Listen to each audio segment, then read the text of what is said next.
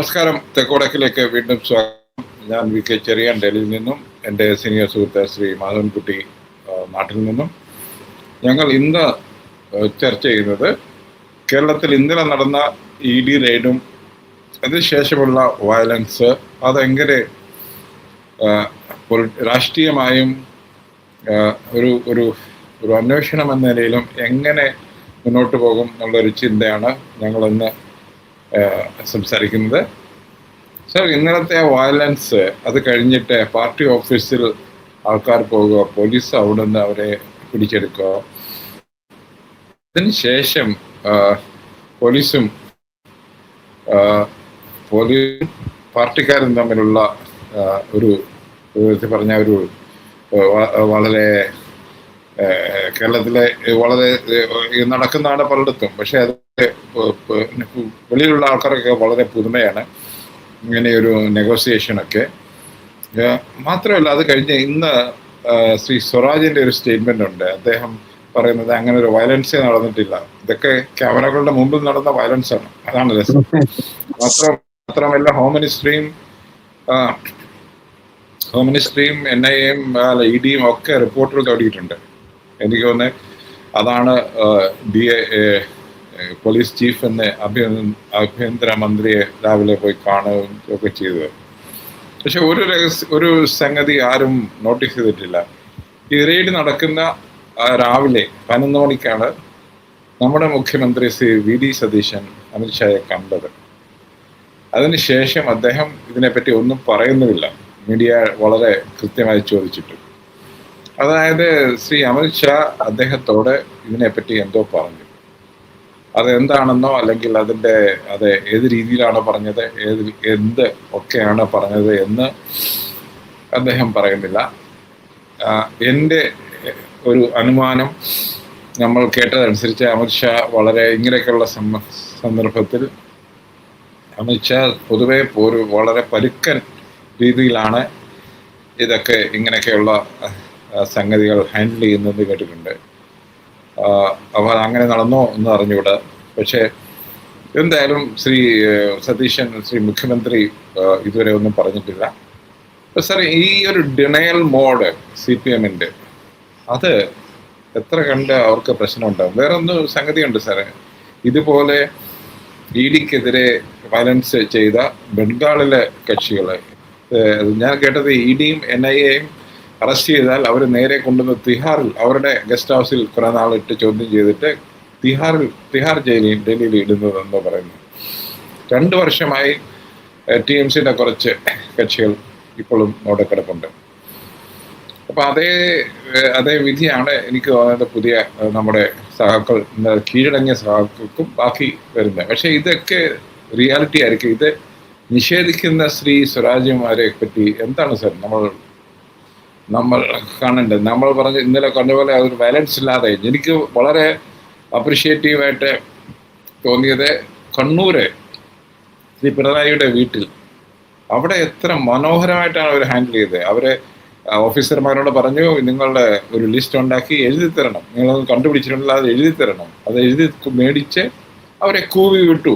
അത് എനിക്ക് തോന്നുന്നത് അതൊരു വളരെ അതൊരു മോഡൽ ബിഹേവിയർ ഈ കാര്യത്തിലൊക്കെ. അതായത് നിങ്ങൾ വന്നത് ഞങ്ങളെ മനഃപൂർവ്വം അപമാനിക്കാനാണ്, അതുകൊണ്ട് നിങ്ങൾ ഇന്ന അഡ്മിനിസ്ട്രേഷന്റെ ചട്ടകമാണ്, ഞങ്ങൾ നിങ്ങളിൽ നിന്ന് എഴുതി മേടിച്ച് നിങ്ങളെ വിരോധി പറഞ്ഞാൽ സാമൂഹികമായി അധിക്ഷേപിച്ചു വിട്ടു. അതിന് പകരം ഒരുതരം തെരുവ് ഗുണ്ടകളെ പോലെ പെരുമാറുമെന്ന് പറഞ്ഞാൽ എന്താണ് സാർ ഈ കാണിക്കുന്നത്? ഇവർക്ക് എനിക്ക് തോന്നുന്നത് CPMനെ BJPയുടെ ഇത്തരത്തിലുള്ള പരിപാടികളെ പറ്റി ഒരു നാട്ടിലെ CPMന് യാഥാർത്ഥ്യ ബോധമില്ല. ഇന്നലെ അതുപോലെ തന്നെ ഇവിടെ അറസ്റ്റ് ചെയ്ത CPM നേതാക്കൾ ശ്രീ ബേബി ഉൾപ്പെടെ ഉള്ളവരെ ബീഹാറിലോ അല്ലെങ്കിൽ സാറിനെ കൊണ്ടുപോകുന്നത് പാർലമെന്റ് സ്ട്രീറ്റ് പോലീസ് സ്റ്റേഷനിലേക്കാണ്, അല്ല സർ കൊണ്ടുപോയത്. ഹരിയാനയിലെ ഭവാനയിൽ, താങ്കൾക്ക് ഓർമ്മയുണ്ടോയെന്നോ എനിക്ക് സംശയമുണ്ട്. ഭവാനയിലായിരുന്നു ഈ എമർജൻസിയിൽ അവർക്ക് ഏറ്റവും കൂടുതൽ ഹരാസ് ചെയ്യാനുള്ളവരെ കൊണ്ടുപോകുന്നത് ഭവാന ജയിലിലാണ്, ഹരിയാനയിൽ. അവിടെ കൊണ്ടുപോയി ശ്രീ ബേബിയെയും മറ്റുള്ളവരെയും ഇടുകയും വൈകുന്നേരം 8 മണിക്കാണ് അവരെ ഫ്രീ ആക്കിയതെന്ന് കേൾക്കുന്നു. സാർ ഇത് എന്താണ് എനിക്കൊന്ന് CPM-നെ ഈ പിണറായിയോടുള്ള ഭക്തി വികാര തള്ളിച്ചയിൽ ഈ റിയാലിറ്റികൾ മറന്നു പോകുന്നു എന്ന് തോന്നുന്നുണ്ടോ സാർ? അതെ, ചെറിയാൻ ആദ്യം നമ്മുടെ ഈ ഈ രാഷ്ട്രീയ സംഭാഷണ പരിപാടി കേൾക്കുന്ന മുസ്ലിം സഹോദരി സഹോദരന്മാർക്ക് എന്റെ ബലിപെരുന്നാൾ ആശംസകൾ. കാരണം ഇന്ന് നമ്മൾ സംസാരിക്കുന്ന ദിവസം ബക്രീദിന്റെ ദിവസമാണ്. ഇന്ത്യയിൽ ഏറ്റവും വിഷമത അനുഭവിക്കുന്ന ഒരു സമൂഹമാണ് മുസ്ലിങ്ങൾ. അപ്പൊ അതുകൊണ്ട് എനിക്ക് അത് അങ്ങനെ അവരോടുള്ള ഒരു ഐക്യദാർഢ്യം പറഞ്ഞുകൊണ്ട് മാത്രമേ ഇന്നത്തെ രാഷ്ട്രീയം സംസാരിക്കാൻ കഴിയുള്ളൂ. അപ്പൊ അത് ഞാനൊരു നാട്ടിലല്ലാത്തോണ്ട് അത് പെട്ടെന്ന് എനിക്ക് മനസ്സിലായി സാർ. ഞാനത് ഞാൻ പറഞ്ഞത് നമുക്ക് രണ്ടുപേർക്കും വേണ്ടി പ്രേക്ഷകരുടെ ആശംസകൾ അവർക്ക് നേരുന്നു. താങ്കൾ പറഞ്ഞത് CPM-ന്റെ ഇന്നലത്തെ പ്രകടനം, അതായത് ദേശീയ തലത്തിലും കേരളത്തിലും നടത്തിയ പ്രകടനം, എന്താണ് അതിന്റെ ചേതോവികാരം, അല്ലെ? എന്താണ് അങ്ങനെ ചെയ്യാനായിട്ട്? രണ്ട്, അതിന്റെ ഫലം എന്താണ്? അത് CPM ഒരു കാര്യം നമ്മൾ ഇന്നലെ സംഘർഷത്തിൽ അവസാനിപ്പിച്ചത് ഇത് മുന്നറിയിപ്പ് നൽകിക്കൊണ്ടാണ് അക്രമത്തിലേക്ക് പോകുന്നത്. ഒരു വിധത്തിലും ആരോടുള്ള സമരത്തെയും വിജയിപ്പിക്കും. അതാണ് എന്റെ RSS-നോടും BJP-യോടും ഉള്ള സമരത്തിനെ അല്ല, ഇപ്പൊ കോൺഗ്രസിനെതിരെയായിട്ടാണ് ഉണ്ടമുനയെങ്കിൽ അതും വിജയിപ്പിക്കുകയില്ല എന്നുള്ളത് ഒരു ചെറിയ യാഥാർത്ഥ്യമാണ്. ഒന്ന്, തീർച്ചയായും പിണറായി വിജയനെ എന്റെ നേരെ ഉണ്ടായ ഈ റെയ്ഡിൽ സ്വാഭാവികമായി അണികൾക്ക് ഒരു വികാരമുണ്ടാവും. എന്നാൽ അതുമാത്രമായിരുന്നു ഇന്നലത്തെ പ്രകടനത്തിൽ എന്ന് ഞാൻ വിശ്വസിക്കുന്നില്ല. അത് കൃത്യമായി പരിപാടിയിട്ടിട്ടുള്ള ഒരു പ്രതിഷേധ പ്രകടനങ്ങളായിരുന്നു. അതിന്റെ സ്ഥലങ്ങൾ, അതിന്റെ കേന്ദ്ര കമ്മിറ്റിയുടെ മറ്റ് സംസ്ഥാനങ്ങളിൽ. അപ്പൊ കേന്ദ്ര പാർട്ടി നിർദ്ദേശമനുസരിച്ച് തന്നെ കൃത്യമായി ഇത് ഈ ന്യായമായ പ്രതിഷേധ പരിപാടി നടക്കണം എന്ന ഒരു വെൽ ഓർഗനൈസ്ഡ്, വെൽ കോർഡിനേറ്റഡ്, അതിൽ ഈ അക്രമത്തിന്റെ അംശം അതും ഞാൻ ഈ പറയുന്ന പോലെ അത്ര നിഷ്കളങ്കമായ ഒരു വികാര പ്രകടനം മാത്രമാണെന്ന് ഞാൻ വിശ്വസിക്കുന്നില്ല. കാരണം കമ്മ്യൂണിസ്റ്റ് മാർക്സിസ്റ്റ് പാർട്ടിക്ക് ഇങ്ങനെ ഒരു പ്രകടനം പരിപാടി ഇടാമെങ്കിൽ അത് സമാധാനപരമായി കൊണ്ടുപോകാനുള്ള കഴിവും അതിനുള്ള നേതൃത്വ ഇച്ഛാശക്തിയുമുണ്ട്. അപ്പൊ അതുകൊണ്ട് ഇത് നടന്ന അക്രമ പ്രവർത്തനങ്ങൾ, അത് ഈ പറയുന്ന അനുസരിച്ച് ഈ ഫാസിസ്റ്റ് ഫെഡറൽ തത്വങ്ങളുടെ ലംഘനവും അവർ ചെയ്ത തെറ്റുമായി ഒരു തരത്തിലും ഞാനത് സന്തുലനം ചെയ്യുകയല്ല. ചെയ്തത് ശരിയാണ്. ഒരു കൂട്ടം CPM അണികൾ, എനിക്ക് തോന്നുന്നു എല്ലാം പാർട്ടിയുടെ വിവിധ DYFI, SFI ഘടകങ്ങളിലെ പ്രാദേശിക നേതാക്കന്മാരാണ്, തിരുവനന്തപുരത്ത് നടന്നവരാണ്, അവരെല്ലാം ഐഡന്റിഫൈ ചെയ്യാൻ കഴിയുന്നവരാണ്. അപ്പോൾ അതിന് നേരെ ED ഉദ്യോഗസ്ഥന്മാർക്ക് നേരെ നടന്നതും അത്ര നിഷ്കളങ്കമാണെന്ന് ഞാൻ വിശ്വസിക്കുന്നില്ല. അതുകൂടി ഈ പ്രതിഷേധത്തിന്റെ ഒരു ഇമ്പാക്ട് കേരളത്തിൽ ഉണ്ടാക്കാൻ വേണ്ടി തന്നെ വളരെ കൃത്യമായി, കാരണം തടയാൻ കഴിയുമായി. കാരണം സഖാവ് ജോയി പുറകിലുണ്ട്, ജില്ലാ സെക്രട്ടറി ഉണ്ട്, എല്ലാ പ്രമുഖ നേതാക്കളും ഇവിടെയുണ്ട്. അത് ഞാൻ ഓരോരുത്തരുടെയും എണ്ണം പറയുന്നില്ല. ഇതിലും വലിയ കാര്യങ്ങൾ CPM-ന് സമാധാനപരമായി നടത്താൻ കഴിഞ്ഞിട്ടുണ്ട്. അപ്പൊ ഇതിനെ സംബന്ധിച്ചിടത്തോളം എനിക്ക് അതിനെ സംബന്ധിച്ച് അത്ര നിഷ്കളങ്കമായിരുന്നില്ല ആ അക്രമം എന്ന് ഞാൻ വിശ്വസിക്കുന്നു, അല്ലെങ്കിൽ സംശയിക്കുന്നു.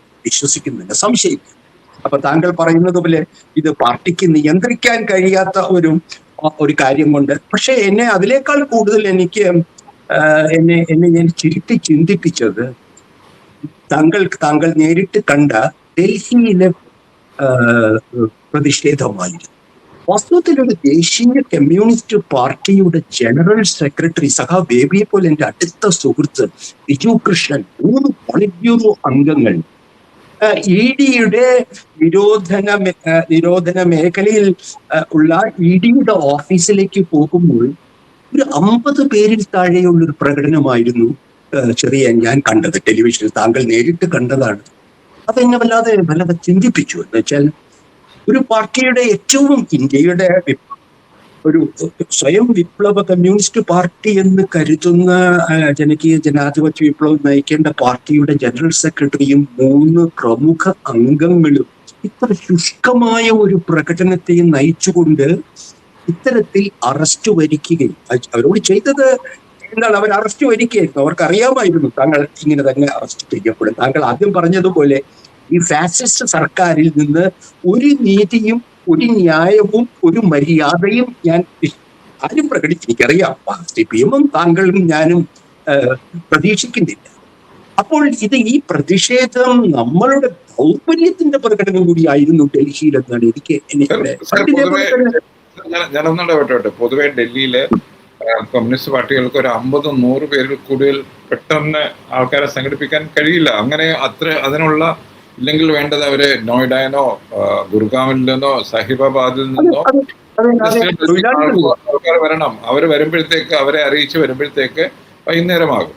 അതാണ് ഞാൻ പറയുന്നത്. അപ്പൊ അങ്ങനെയാണ് താങ്കൾ പറയുന്ന അതാണ് ദേശീയ തലസ്ഥാനത്തുള്ള പാർട്ടിയുടെ മൊബിലൈസേഷണൽ സ്ട്രെങ്ത് എങ്കിൽ ദുർബലമായ ഒരു പ്രകടനം നടത്തരുതായി കമ്മ്യൂണിസ്റ്റ് പാർട്ടി. അതാണ് നിങ്ങളുടെ ശത്രുവിന്റെ മുമ്പിൽ നിങ്ങളുടെ ദൗർബല്യം പ്രകടിപ്പിച്ചുകൊണ്ടായിരിക്കരുത് പ്രതിഷേധ പ്രകടനം. അപ്പൊ അതുകൊണ്ട് എന്റെ വ്യക്തിപരമായിട്ടുള്ള അഭിപ്രായം ഇത് തന്നെയായിരുന്നു പണ്ട് സീതാറാം യെച്ചൂരിയെ ഒരു പ്രസ് കോൺഫറൻസ് നടക്കുന്നതിനിടയ്ക്ക് ഒരു ഹിന്ദുത്വ തീവ്രവാദി ചെന്ന് ആക്രമിക്കാൻ ശ്രമിച്ചതല്ലേ. അപ്പോൾ കമ്മ്യൂണിസ്റ്റ് പ്രസ്ഥാനത്തിന്റെ ഏറ്റവും ഉയർന്ന ഒരു നേതാവിന്റെ മേൽ പോലും പോലീസ് ഇങ്ങനെ പെരുമാറും. നമ്മൾ കണ്ടതാണ് ബേബിയൊക്കെ എങ്ങനെയാണ് ആ പോലീസുകാർ. എനിക്ക് വലിയ വിഷമം തോന്നിച്ചാൽ നമ്മളുടെ ഒരു അല്പവീര്യം, ആ പാർട്ടിയുടെ അണികളുടെ അല്പവീര്യം നിൽക്കുന്നത് പാർട്ടിയുടെ ശക്തിയിൽ തന്നെയാണ്. അപ്പൊ എനിക്ക് ഇന്നലെ CPM-ന്റെ ഇന്നലത്തെ പ്രകടനം ആകെ കാണുമ്പോൾ അത് ശക്തി പ്രകടനത്തെക്കാൾ ദൗർബല്യ പ്രകടനമായിരുന്നു എന്നാണ് ഞാൻ മനസ്സിലാക്കുന്നത്, കേരളത്തിലടക്കം. കാരണം കേരളത്തിൽ അത് നമ്മൾ പറയുന്നത് ഏത് വിധത്തിൽ ധരിച്ചാൽ പോലും എനിക്ക് ഒരിവില്ല. കാരണം ഇന്നലത്തെ പരിപാടി വളരെ പ്ലാൻഡ് ആയിരുന്നു. അണികൾ തന്നെ ആയിരുന്നു, പ്രാദേശിക അണികൾ ഓരോ പ്രദേശത്തും. അത് കമ്മ്യൂണിസ്റ്റ് പാർട്ടിക്കും പ്രത്യേകിച്ച് വേഗം ചെയ്യാവുന്ന ഒരു കാര്യമാണ്. പറയുന്ന പോലെ ഇറങ്ങി ജനങ്ങൾ പ്രതിഷേധം ചെയ്യുന്ന ഒരു കാഴ്ചയല്ല, അത് ഓർഗനൈസ്ഡ് ആയിരുന്നു. നേതൃത്വത്തിന് എന്താ ഞാൻ പറയുന്നത് വെച്ചാൽ, താങ്കൾ ശ്രദ്ധിച്ചിരുന്നെങ്കിൽ ഇതുവരെ തെരുവ് പ്രകടനങ്ങൾ നയിക്കാത്ത, മുഷ്ടി ചുരുട്ടാത്ത, മുദ്രാവാക്യം വിളിക്കാത്ത MLA-മാരും പാർട്ടി ഉദ്യോഗസ്ഥന്മാരും ആദ്യമായി തെരുവിലിറങ്ങുകയാണ്. ഞാനില്ലെങ്കിൽ അത് ശ്രദ്ധിക്കപ്പെടുമെന്നുള്ള ഭയം അവരെ പിടികൂടിയിട്ടുണ്ട്. പിണറായിയെ റെയ്ഡ് ചെയ്ത പ്രതിഷേധത്തിൽ ഞാനും ഉണ്ടായിരുന്നു എന്ന് തെളിയിക്കുന്നതിനുള്ളൊരു ഇതുപോലും എനിക്ക് കാണാമായിരുന്നു. ചില ഓരോരുത്തർ ഇപ്പൊ ബ്രിട്ടാസ് ഒക്കെ വന്ന് പോലീസ് സ്റ്റേഷന് മുന്നിൽ നിന്ന് പ്രസംഗിക്കുന്നു. ബിനോയ് കൊടിയേരിയുടെ മകൻ വന്ന് ചുവന്ന ഷർട്ടിട്ട് വന്നിരിക്കുന്നു. ഇതെല്ലാം കാണിക്കുമ്പോൾ ഇത് സ്പോണ്ടേനിയസ് ആയിട്ടുള്ള ഒരു പ്രതിഷേധമാണെന്ന് ഞാൻ ആത്മാർത്ഥമായി വിശ്വസിക്കുന്നു. ഇത് താങ്കളെ യോജിക്കുമോ ഇല്ലയോ എന്നുള്ളത് താങ്കൾക്ക് വിലയിരുത്താം. ഞാൻ എന്റെ പൊതുവെ രാഷ്ട്രീയ പ്രതിരോധങ്ങളെയും പ്രതിഷേധങ്ങളെയും കണ്ട എന്റെ അനുഭവത്തിൽ കമ്മ്യൂണിസ്റ്റ് പാർട്ടിയെ അറിയുന്ന എന്റെ ഒരു ഇത് വെച്ചു ഇന്നലെ നടത്തിയത് ഒരു കൃത്യമായ സംഘടിതമായ പരിപാടിയിട്ടിട്ടുള്ള കാഡറുകളെയും നേതാക്കളെയും ഭരണത്തിന്റെ ആലസ്യത്തിൽ നിന്ന് 10 വർഷത്തെ ഭരണത്തിൽ തെരുവിന്റെ മണമറിയാത്ത നേതാക്കന്മാരെയും അണികളെയും മുദ്രാവാക്യം വിളിക്കാൻ മറന്നുപോയ താങ്കൾ ശ്രദ്ധിച്ചിട്ടുണ്ടാവും. ഒരു പ്രകടനത്തിലും നേതാവ് മുദ്രാവാക്യം വിളിക്കാറില്ല. 2 സ്ത്രീ സഖാക്കൾ ഒരു ബാനർ ഇങ്ങനെ പിടിക്കും, ആ നേതാവ് മുന്നിൽ ഇങ്ങനെ നടക്കും, പുറകിൽ മുദ്രാവാക്യം വിളിക്കും. ആ സംസ്കാരം ഉണ്ടല്ലോ, ആ സംസ്കാരത്തെ ഇന്ന് എന്ത് ഉദ്ദേശം കൊണ്ടായാലും അത് ഇന്നലെ കേരളത്തിൽ നമ്മൾ കണ്ടു. അപ്പൊ ഇതിനർത്ഥം ഇത് ഞാനിങ്ങനെ പറയുന്നത് ഇതിനെപ്പറ്റി ഇത് ഒരു ബഹുജന വിരോധമാണെന്നുള്ള മട്ടിലോ മറ്റും നമ്മൾ പാർട്ടിയെ സ്നേഹിക്കുന്നവർ തെറ്റിദ്ധരിക്കരുത്. ഇതിന്റെ പുറകിൽ ഒരു പക്ഷേ 2 കാര്യങ്ങൾ ഉണ്ട്. ഒന്ന്, ഇത് ഇങ്ങനെ നടന്നു. ഇത് നടന്നു കഴിയുമ്പോൾ ഒരു കാര്യം കൂടി ഞാൻ ശ്രദ്ധിച്ചു. പിണറായി വിജയൻ മുതൽ താഴെ പ്രകടനം നടത്തുന്ന ആൾ വരെ അവർ മുഖ്യമായി അവർ ലക്ഷ്യം വെച്ചത് കോൺഗ്രസിനെ. താങ്കൾക്ക് കേരളത്തിൽ അല്ലാത്തത് കൊണ്ട് ഇത് വിവിധ മേഖലകളിൽ നടന്ന സംഭവം ഒരുപക്ഷെ മുഹമ്മദ് റിയാസ് ഒഴിച്ച് ഇത് ഒരു ഫാസിസ്റ്റ് കടന്നാക്രമണമാണ് എന്ന് ഈ പാർട്ടിയിലെ അണികളും നേതാക്കളും ഇന്നലെ ഇതുവരെ പറഞ്ഞിട്ടില്ല. ശ്രദ്ധിക്കാതിരിക്കാൻ കഴിയില്ല. നമ്മൾ ശ്രദ്ധിക്കാതിരിക്കുക എന്ന് വെച്ചാൽ പ്രചരണത്തിൽ, അല്ലെങ്കിൽ നമ്മൾ CPM-ന്റെ ഒരു പൊതു പ്രചരണത്തിൽ അതിന് മുമ്പിൽ അംഗീകരിക്കുക എന്നുള്ളതാണ്. എന്നെ സംബന്ധിച്ച സാധ്യമല്ല. കാരണം ഇന്നലെ പിണറായി വിജയൻ പോലും പറയുന്നത് മോഡിയെ കുറിച്ചോ RSSനെ കുറിച്ചോ ഒരു വാക്കില്ല. അദ്ദേഹത്തിന് അത് പറയുന്നത് ചിലർക്ക് സന്തോഷമാവുമെന്ന് പറഞ്ഞ് രാഹുൽ ഗാന്ധിയെയാണ് ആക്രമിക്കുന്നത്.